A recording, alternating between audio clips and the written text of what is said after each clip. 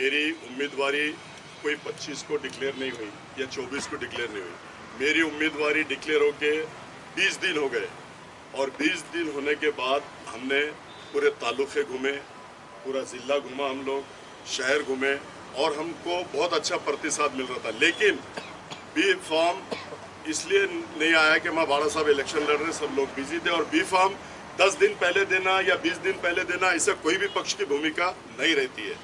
दूसरी बात, जब 3 बजे फॉर्म अपने को 25 को भरना होता है, उसके अगर 1 घंटा 2 घंटे पहले भी आ रहे तो फॉर्म आता है। लेकिन 24 को मेरे को फॉर्म नहीं आया था, इसलिए मैंने अपनी भूमिका, मैंने वंचित बहुजन अघाड़ी का भी फॉर्म भर के रखा था और अपक्ष का भी फॉर्म रखा था भर के। तो मुझे जब पता चला तो मैंने प्रेस को इसलिए बुलाया कि अभी तक मुझे एबी फॉर्म नहीं आया। मैंने ये स्पष्ट भूमिका की, मैंने ये नहीं बोला कि मैं वंचित बहुजन अघाड़ी से नहीं लड़ रहा हूँ। मैं अपक्ष की भी मेरी तैयारी थी, मुझे लड़ना निश्चित था, इसलिए मैंने अपनी भूमिका पत्रकार के माध्यम से पूरे जिले को, शहर को बताया। उसके बाद सेकंड डे 2 बजे मेरे को एबी फॉर्म आ गया और मैंने 2:05 को एबी फॉर्म लगाकर अपना फॉर्म सबमिट किया।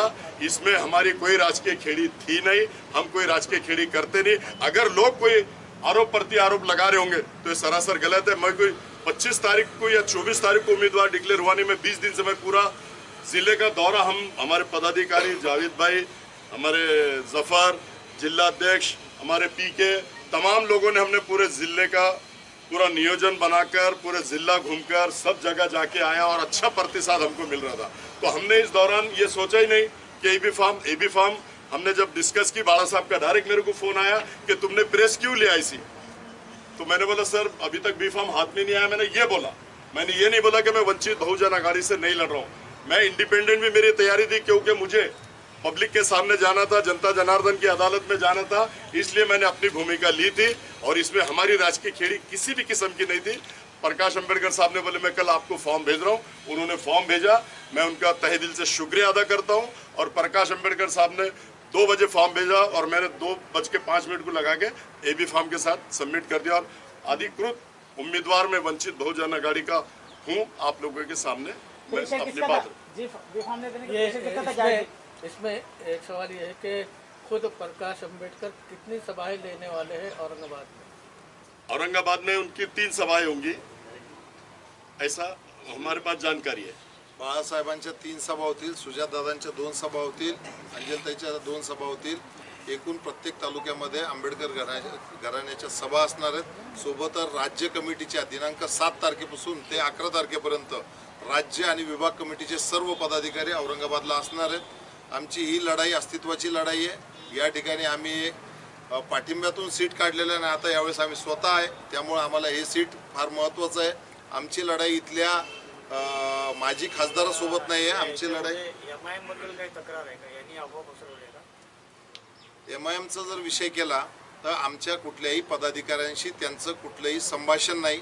विषय दुसरा, मी एक व्हिडिओ बघितला, नक्षबंदी काहीतरी नाव आहे त्या व्यक्तीचं, कोणत्या तरी चांगल्या एशिया एक्सप्रेसचं काहीतरी अध्यक्ष आहे काहीतरी, तर त्यांनी एक जाहीर केलंय संध्याकाळी 10 वाजता की एबी फॉर्म लावलेला नाही 25 तारखेला, ही माहिती अधिकृत आहे आणि पुढच्या दिवशी म्हणजे 26 तारखेच्या प्रिंट मीडिया सुद्धा मध्ये त्याची माहिती आली आहे।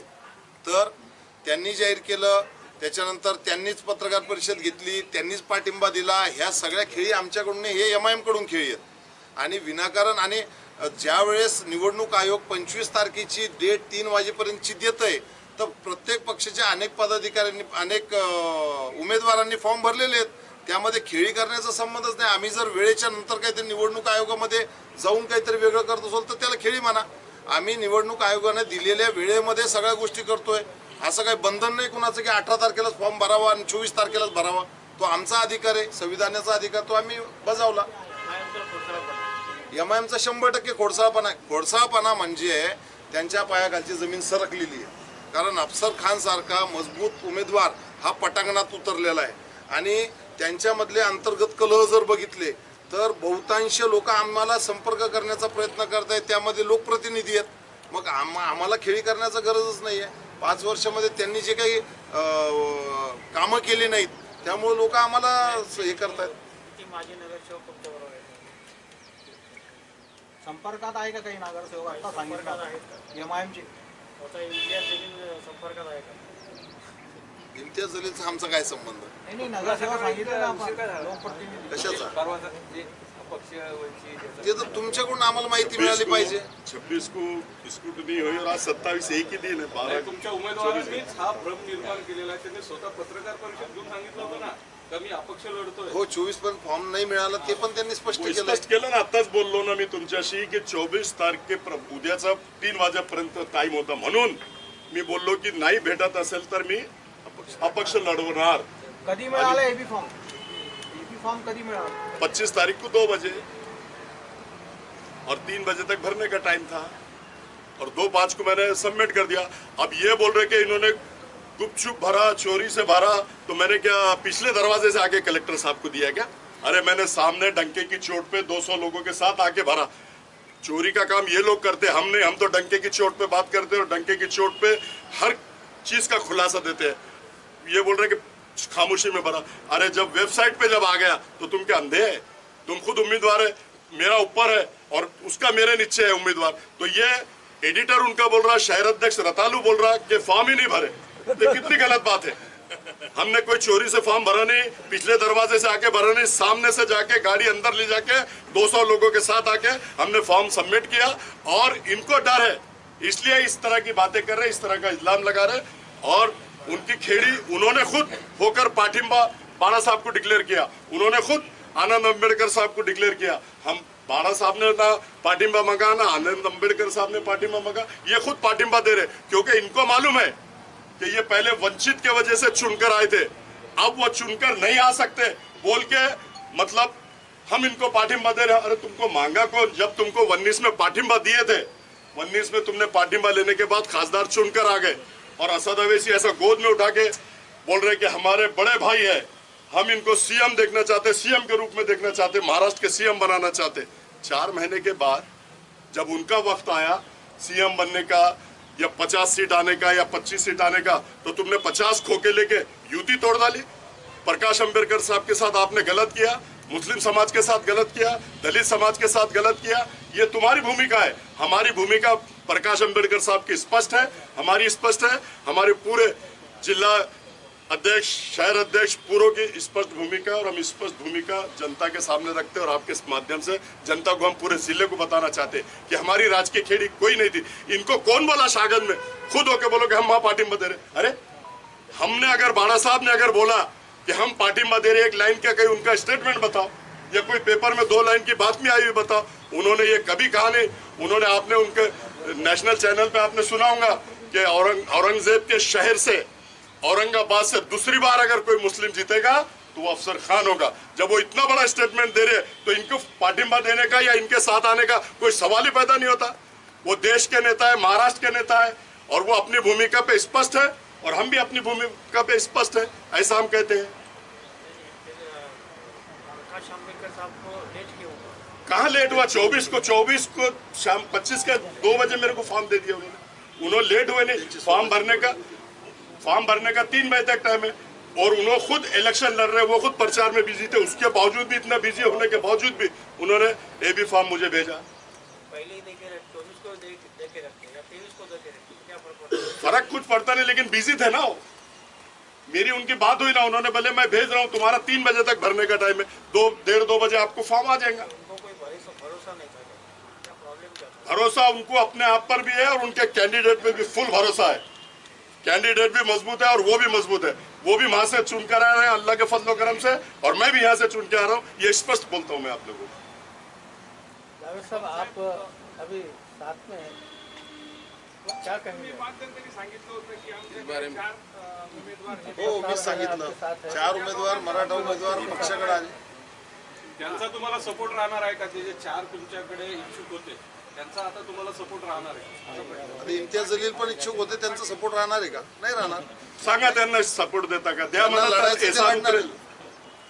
आता आमचं असं मत आहे सरळ की मागच्या पंचवार्षिकला आम्ही MIM ला पाठिंबा दिला होता, या पंचवार्षिकला त्यांनी यांना पाठिंबा द्यावा,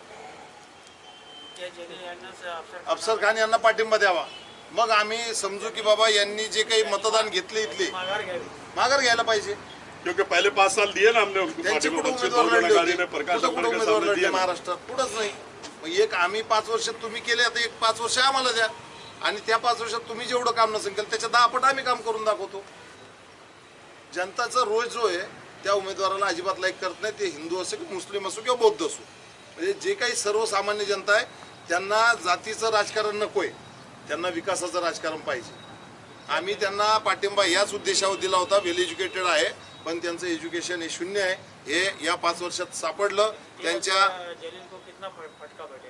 जलील को फटका बैठने का सवाल ही नहीं है, तो रेस में भी नहीं है. फटका बैठने का क्या सवाल है? वो रेस में भी नहीं है. मैं स्पष्ट बोलता हूँ, रेस में आएगा कहाँ से? जब मुस्लिम समाज पूरा नाराज है, दलित समाज पूरा नाराज है, धनगर समाज पूरा नाराज है, ओबीसी समाज नाराज है, तो रेस में आएगा कैसे हो? तुमची टक्कर महाविकास आघाडी सोबत आहे का महायुती सोबत? देखो, मेरी टक्कर सीधा सीधा संदीप पान घुमरे से है. मैं स्पष्ट बोलता हूँ कि हम दोनों में लड़ाई होगी और दोनों में से जो भी जीतेगा वो हम दोनों में टक्कर है, और ये तीसरे और चौथे नंबर पे रहेंगे. मैं स्पष्ट आप लोगों को बता दूं, क्योंकि मेरा जो सर्वे है, मैं जो पूरे तालुके घूम रहा हूँ, पूरा जिला घूम रहा हूँ, इन्होंने काम तो छोड़ो, ये तो गया ही नहीं किसी के पास, शुक्रिया अदा करने को भी नहीं गया. ऐसे चारों तालुके से और पूरे जिले से बातें आ रही है. और चंद्रकांत खैरे 20 साल थे, उन्होंने क्या किया? उन्होंने भी कुछ नहीं किया. 25 साल में पूरा जिला और शहर पूरा हमारा पूरा वंचित है, कोई काम हुआ नहीं, सब लोग सुविधा से वंचित है, ऐसा मैं कहता हूँ. और सब लोगों का ये बोलना है कि वो शुक्रिया अदा करने को तक नहीं आया तो काम तो बहुत दूर की बात रही. तो इस बेस पे सारे तालुके के लोग, सारे जिले के लोग ये बोल रहे हैं कि वंचित बहुजन आघाड़ी, अफसर खान एक मजबूत कैंडिडेट है और वो सबको, समाज को साथ में लेके चलता है, शहर में इतना विकास करता है, तो अब पूरे तालुकों का भी विकास करेगा. तालुकों की समस्या लोगों ने मुझे बताई है कि सबसे ज्यादा पानी की समस्या है, लाइट की समस्या है, स्कूल की समस्या है. एक टीचर 5-5 क्लासों को पढ़ाती है. अरे तो तुम 25 साल से, तुम 20 साल से तुम खासदार है, 5 साल से तुम खासदार है, तुमने किया क्या? कुछ भी नहीं. तुम्हारा वक्त शून्य है, शून्य वक्त है तुम्हारा. ये सारे जिला और सारे तालुके और सारा शहर ये बोल रहा है. तो इसलिए मैं समझता हूँ कि सारे लोग हमारे साथ हैं और जीत अल्लाह के फजल करम से हमारी होंगी, ऐसा मैं कहता हूँ. निवडून आल्यानंतर कोणाला जावेद भाई, पाठिंबा देणार? जावेद भाई, मैं सब पदाधिकारी अमित भोईगढ़ पत्रकार परिषद में क्या वजह है कि अमित भोईगढ़ विजय के साथ है? अरे उसके साथ मुसलमान नहीं है तो अमित भुईगढ़ क्या जाएंगे? 70% मुस्लिम नहीं है उसके साथ, तो अमित भुईगढ़ क्या जाएंगे? अमित भुईगढ़ एकदम पक्के सिपाही है प्रकाश अंबेडकर साहब के, वो इधर उधर हलने वाले नहीं. आज के पत्रकार परिषद क्यों नहीं फिर? वो बाहर गए, वो अकोला से बाहर गए हुए हैं ना, यहाँ नहीं है ना. तुम्ही निवडून आल्यानंतर कोणाला पाठिंबा देणार? मैं प्रकाश अंबेडकर साहब से सिपाही हूँ और मैं किसी को पाठिंबा देने नहीं दूंगा. मैं अपने बाला साहब के साथ में रह के पूरे लोकसभा को हिलाने का काम करूंगा. जो संविधान बदलने की बात करते हैं उनको टक्कर देने का काम करूंगा. और जो अभी बोल रहे हैं कि सामान्य नागरिक कायदा लाएंगे, उसको कड़ा विरोध अफसर खान का और प्रकाश अंबेडकर साहब का रहेगा. और वो हम सामान्य नागरिक कायदा होने नहीं देंगे, एनआरसी आने नहीं देंगे. अभी इनके रहते हुए तो सीएए पास हो गया, लेकिन अल्लाह के फजलो करम से हम एनआरसी और सामान्य नागरिक कायदा पास होने नहीं देंगे. हम मोदी के आंखों में आंखें डाल के बात करने वाले लोग हैं, अमित शाह के आंखों में आंखें डाल के बात करने वाले. हम किसी के बाप से डरते नहीं, हम सिर्फ अल्लाह ताला से डरते हैं, ऐसा हम बोलते हैं. औरंगाबाद नामांतर पर क्या भूमिका है आपकी? औरंगाबाद नामांतर तो जो थे अंदर, उन्होंने तो उसके ऊपर कोई भूमिका निभाई नहीं, कोई भूमिका उठाई नहीं. आज अगर हम लोकसभा में जाते हैं तो देख लेना आप लोग, पूरा हिंदुस्तान देखेगा कि औरंगाबाद के लिए अफसर खान कैसे लड़ेगा. औरंगाबाद को वापस औरंगाबाद करो बोल के भूमिका रहेंगी और पूरे सभागृह के अंदर धिंगाना अफसर खान करेगा, ऐसा मैं बोलता हूँ. देश की जो राजनीति है, प्रधानमंत्री बातें कर रहे हैं, तो कैसे देखते हैं हिंदू मुसलमान, ऐसा उनका प्रचार का नतीजा दिख रहा है? देखो, ये पिछले 14 से लेके आज तक 19 तक ये करते हैं और 24 में जा रहे हैं. लोग समझ गए जातिवाद करना, हिंदू मुस्लिम को तोड़ना, और ये इनका इमाम का भी वही काम है. मुसलमानों को जज्बात में लाना, मुसलमानों के उनके देवी देवताओं के खिलाफ बोलना, उनके खिलाफ बोलना, और मुसलमानों को एक जगह करना और हिंदुओं को एक जगह कर देना. चाहे सेकुलर हिंदू भी है तो उसको इतना बुरा अगर कोई बोलेगा, अगर कोई हमारे हुजूर के शान में गुस्ताखी करता तो हमारा खून खोलता नहीं क्या? तो वो अगर उनके भगवान के बारे में बोलेंगे, उनको सुपारी इस टाइप की दी जाती है कि सारे हिंदुओं को एक जगह कर दो और मुसलमान को एक जगह कर दो. लेकिन अब हिंदू भी समझ गया है मुसलमान भी समझ गया इनकी बातों में और इनके झकोलों में आने वाला नहीं, ये झूठे और मक्कार है, मेरा स्पष्ट बोलना है। सर भाई, वंचित से आप लड़ रहे हैं, पूरी ताकत से औरंगाबाद जिले में लड़ने वाले, किन वादों के साथ में आ रहे हैं आप औरंगाबाद? अरे बाबा, मैंने अभी आपको बोल दिया कि ग्रामीण में क्या काम है, नहीं हुआ, शहर में क्या काम नहीं हुआ, औरंगाबाद नाम चेंज होने की बात हुई, मुस्लिम आरक्षण की बात है, 3 तलाक की बात तो उन्होंने कर दी।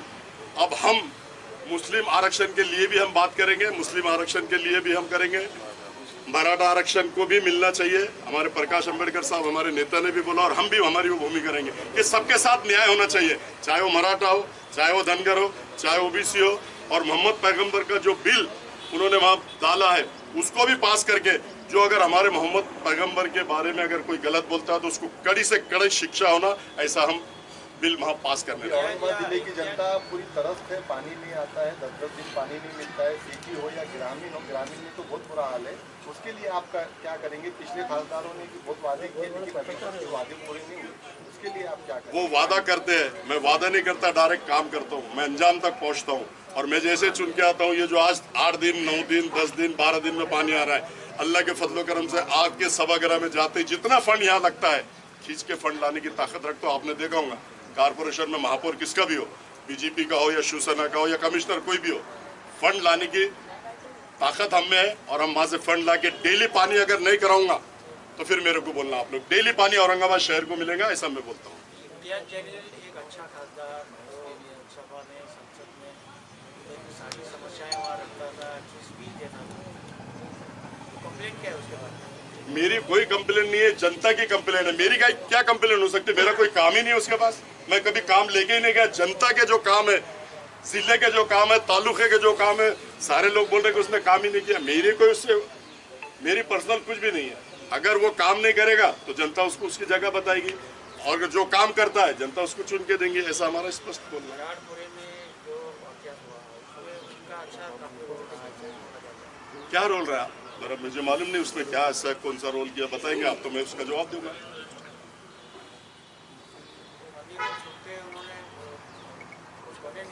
अरे मंदिर में छुप के, बड़ी अच्छी बात की आपने, वो अपनी जान बचाने के लिए मंदिर में जाके छुप के बैठे और उन्होंने स्पष्ट कहा कि कोमिंग ऑपरेशन करो, कड़क कार्रवाई करो, तुमको बचाने के लिए कोई आएगा नहीं।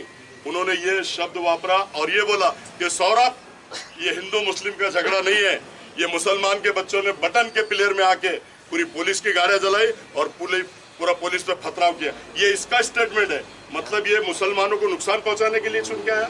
नौजवान बच्चों को जेल में ठोस दिया गया, 500 बच्चे जाएंगे बोल रहा था, लेकिन हमारे आरिफ नसीम साहब आए, हमने सबने जाके सीपी को मिला और उस 100 के अंदर स्टॉप हुआ और पूरे बच्चों को छुड़ाने का काम हमने किया। ऐसा हम किया। इम्तियाज जलील हर साल जो है वो आसपास मैदान में आके फेस्टिवल कराते हैं नशा मुक्ति अभियान के रूप में। अगर आप खासदार बनते तो आपके ऐसे नौजवानों के लिए फेस्टिवल कराएंगे? देखो, वो फेस्टिवल वो जो कराता, वो फेस्टिवल बच्चों से, मैं अगर बनता है तो जो 5 लाख फीस लेता है, 3 लाख फीस लेता है, अफसर खान नौजवान बच्चे के लिए सब फ्री करेगा। खेलो, जान बनाओ। और अगर वो ऐसा बोल रहा है कि जितने भी गाड़ियाँ ठेले लगते 25,000 20,000 15,000 लेते, मैं सबको फ्री में दूंगा, ये मेरा बोलना है। अक्सर जो उम्मीदवार प्रतिज्ञा पत्र में प्रॉपर्टी लिखते हैं हाँ, वो सही नहीं रहता। इम्तियाज जलील की कितनी प्रॉपर्टी है? पहले जब आया था आमदार के लिए तो 3,000 थे उसके पास, सिर्फ अब करोड़ों में चला गया, अब करोड़ों में चला गया। खासदार बनने के बाद में जितना था उससे डबल दुगनी बता रहा, वो तो बता रहा दुगनी, लेकिन है उसके पास में 100%। कहाँ है क्या है वो हमको सब मालूम है। बेनामी प्रॉपर्टी कितनी? बेनामी तो बहुत लिया उसने, सबके नाम पे। लंदन में लिया, दुबई में लिया, बॉम्बे में लिया, पूना में लिया, नासिक में लिया, औरंगाबाद में लिया। केंद्रीय नियोजन समिति सदस्य थे।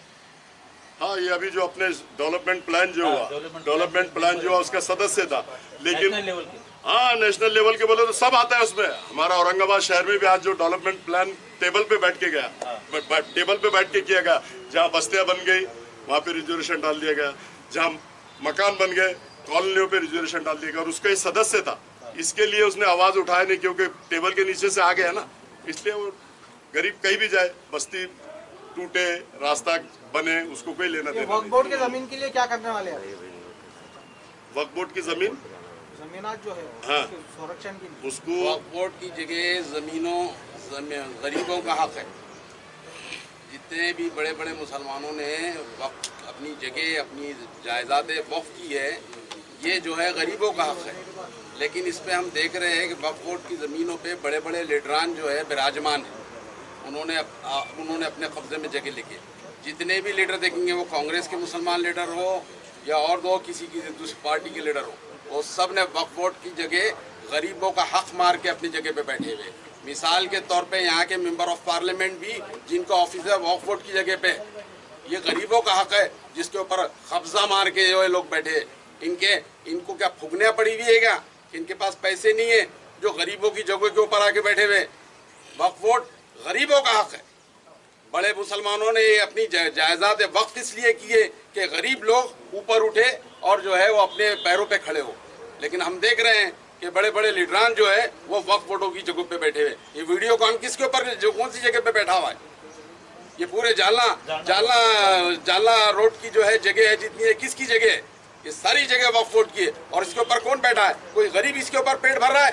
कोई गरीब इसके ऊपर पेट नहीं भर रहा है। वो लीडरान, वो छोटे लीडरान जिनकी नीयतें सही है नहीं है, जो गरीबों के माल के ऊपर अपने जो है दीदे लाल करके उसके ऊपर काबिज बैठे हुए।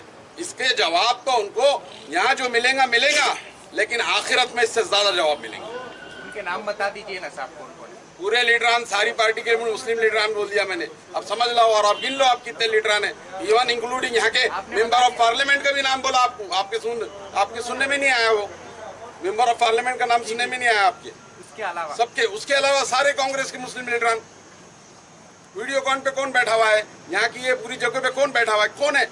सारे जो है मालदार इंडस्ट्रियलिस्ट बैठे हुए हैं वहां पर। और वो जगह जो है हक जिसका है वो गरीबों का हक है, वो गरीबों का हक मार के खाए, अल्लाह ताला गलत करेंगे।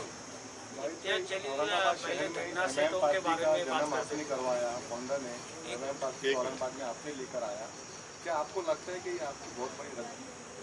नहीं, गलती नहीं है। देखो, मुस्लिम लीडरशिप कहीं से भी, कांग्रेस जो है बिरयानी के अंदर मुस्लिम लीडरशिप खरीदना चाह रही है। अल्लाह का करम था कि उस टाइम जो आए थे, उस टाइम जो है जमात में बहुत इखलास था। आज वो इखलास वो जमात में नहीं रहा। अब वो जमात में इखलास ये रहा कि मेरी रोटी रखी हुई है और मेरी रोटी पे दाल कैसी आती है। तो आज वो जमात का ये हाल है कि वो सिर्फ रोटी पे दाल खींचने के काम करते हैं। और हम जब थे वहाँ पे उसमें इखलास था और हमने मुस्लिम लीडरशिप को बढ़ाने की कोशिश की थी और अल्हम्दुलिल्लाह उसमें हम कामयाब भी हुए। ये जो स्टार्टिंग में अन्ना सेठ लोगों के बारे में बात करते हैं और जो बटन और गुटखा के बारे में, नशीले जो पदार्थ है उसके खिलाफ भी लड़ते हैं। अब क्या हो गया? देखिए, उन्होंने जो वक्फ बोर्ड धन्ना सेठ सारे अंदर जाएंगे, बैठ के मैं FIR कराऊंगा, ये पूरी बिल्डिंगें टूटेंगी, यहाँ गरीबों के मकान बनेंगे, यहाँ गरीबों को फैसिलिटी मिलेंगी, लोग गरीब यहाँ पेट भरेंगे, ऐसा उन्होंने कहा था। और उसके बाद में उन्होंने आवाज़ उठाने के बाद में सारे धन्ना सेठ से मिलके 7 करोड़ रुपए लेके और उन्होंने आवाज़ को दबाने का काम किया। जहाँ भी वो आवाज़ उठाते, गुटखे की आवाज़ ले लो, देशी दारू की आवाज़ ले लो, वाइन शॉप की आवाज़ ले लो, रेती की आवाज़ ले लो, आप हर वक्फ बोर्ड की आवाज़ ले लो, हर आवाज़ उठाकर मैनेज हो जाते हैं। वहाँ से पैसा ले लेते हैं और चुप बैठ जाते हैं। आप बोलो ना, वो बोलता है मैंने ये आवाज़ उठाया, रिजल्ट क्या है?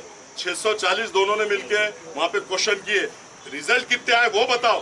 बातें करना तो सबको आता है और सब करते हैं, उसका रिजल्ट चाहिए। 640 में जो आवाज़ उठाई उन्होंने लोकसभा में, उसका नतीजा कितना आया? एक भी नहीं आया। मैं समझता हूँ उनके हक में एक भी नहीं आया। वो एक आवाज़ उठाने के बाद जो मैनेज हो जाता है, चाहे वो लोकसभा हो, चाहे वो अपना शहर हो या हिंदुस्तान हो या महाराष्ट्र हो, वो मैनेजमेंट कर लेते हैं और उसमें रिजल्ट 0 होता है, रिजल्ट आता ही नहीं, ऐसा हम कहते हैं।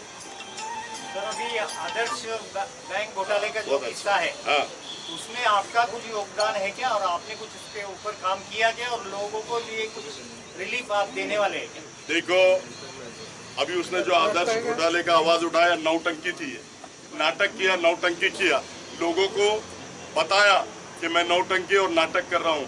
उसने आदर्श घोटाले में किसको 100 रुपए दिलाए ये मुझे बता दो आप। किसी को दिलाया नहीं उसने। और 538 लोगों को उसने गुनाह दाखिल करा दिया 353 का। अब कुछ फायदा तो किसी को मिला नहीं। पहले खाने को परेशान है घर में, अब उनको 7/12 देना है या टैक्स पाती देना है या वकील लगाना है। 538 लोगों पे गुना दाखिल करा दिया। ये उसने आदर्श घोटाले का ये इनाम दिया उनको। अब आदर्श घोटाले के पैसे तो बहुत दूर की बात है, 538 लोगों पे गुने दाखिल करा दिया। यही आदर्श है उनका। मुसलमान बच्चों को अंदर कराना, यही आदर्श है उनका। 500 बच्चे अंदर जाएंगे बोल के, ये आदर्श है उनका। अफसर भाई, आपके ऊपर भी आरोप लगता है कि आपके जुगाड़ के अड्डे चलते हैं शहर। देखो, जुगाड़ के अड्डे चलते हैं, मेरे तो पूरे शहर में चलते हैं। उसमें दम है तो आना। जैसे गुटके के पास अनवर के साथ पार्टनर है, उसका गुटके का धंधा बढ़ाने के लिए मारवाड़ी के पास काहे को रेट मारा। अगर मेरा धंधा चलता तो आना बता। या फिर पुलिस कमिश्नर काहे के लिए यहाँ पे, वो करेगा ना कार्रवाई अगर मेरे धंधे तो। ये इसके तो धंधे गुटके के हैं, इसके तो धंधे राशन के हैं। बायोडीजल में 3-3 लोगों के साथ पार्टनर है। नंबर 2 के धंधे रेती केस के हैं पूरे धंधे। ये नंबर 2 के धंधे करता और दूसरे पे इल्जाम लगाता। मैं तो व्हाइट कॉलर हूँ। 28 साल में मैंने जब से कारपोरेटर बना 95 से लेके आज तक, मेरा अगर कोई एक भी धंधा ऐसा बता देगा या 10/10 की जगह वक्फ बोर्ड की मैंने लिया है या कारपोरेशन की लिया है या गवर्नमेंट की लिया है, गुलामी लिख दूंगा।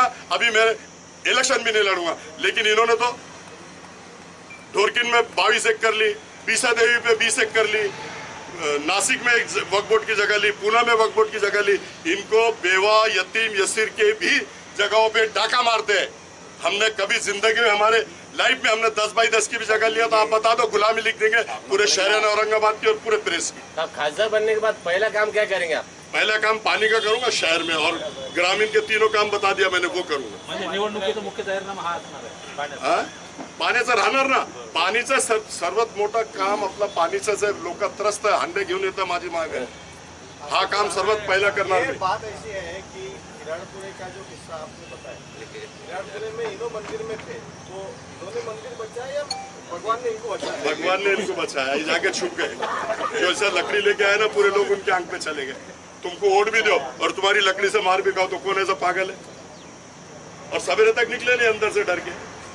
प्रकाश आंबेडकर जी की पहली सभा कहाँ पर मिलने वाली, बिड़वा के पास या आसपास में? अभी डिसाइड हुआ नहीं, साहब ने टाइम दिए नहीं। जैसे अभी साहब तो कल तो फ्री हुए, अब चिन्ह आएगा। चिन्ह आने के बाद में जिलाध्यक्ष, हमारे पूरे पदाधिकारी, हम मिलके बात करेंगे और जैसा वो टाइम देंगे आपके सामने रखेंगे। परफेक्ट मैनेजमेंट रहेगा।